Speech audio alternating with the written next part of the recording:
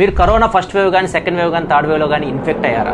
అయితే ఈ రీల్ని చివరి వరకు అయితే చూడండి, చాలా ఇంపార్టెంట్. దీన్ని మీ ఫ్రెండ్స్తో కూడా షేర్ చేయండి. ఐసీఎంఆర్ రీసెంట్గా హెచ్చరిస్తూ ఉంది, మన ఇండియన్ మెడికల్ కౌన్సిల్ అని చెప్పొచ్చు. ఐసీఎంఆర్ అంటే వీళ్ళు అండ్ మన యూనియన్ మినిస్టర్ కూడా హెచ్చరిస్తున్నాడు. ఏం హెచ్చరిస్తున్నాడు అంటే, చాలా మంది రీసెంట్గా వినాయక చవితి రోజు వినాయక చవితి అప్పుడు డాన్స్ వేసి హార్ట్ అటాక్ వచ్చి చనిపోవడం చూసాం మనం. నార్త్లో కూడా చాలా మంది ఇప్పుడు గర్భా చేస్తుంటారు కదా, వాళ్ళు నవరాత్రికి గర్భా చేస్తుంటారు, డాన్స్ చేస్తుంటారు. అట్లా కూడా చాలా మంది హార్ట్ అటాక్స్ చనిపోతున్నారు. దీని మీద ఐసీఎంఆర్ మొత్తం రీసెర్చ్ చేసి ఒక రిపోర్ట్ అయితే ఇచ్చింది. ఎవరైతే కోవిడ్-19 ఇన్ఫెక్ట్ అయ్యారు, కరోనాతో ఇన్ఫెక్ట్ అయ్యారు, ముఖ్యంగా ఫస్ట్ వేవ్ సెకండ్ వేవ్ చాలా దారుణంగా వచ్చింది.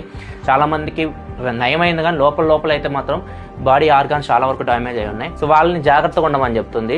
కొన్ని సంవత్సరాలు మీరు ఇట్లాంటి వాటికి దూరంగా ఉన్న 3 సంవత్సరాల వరకు అయితే మీరు డ్యాన్స్ వేయడం కానీ, రన్నింగ్ చేయడం కానీ, ఇట్లాంటి హై ఇంటెన్సిటీ పనులు చేయకండి.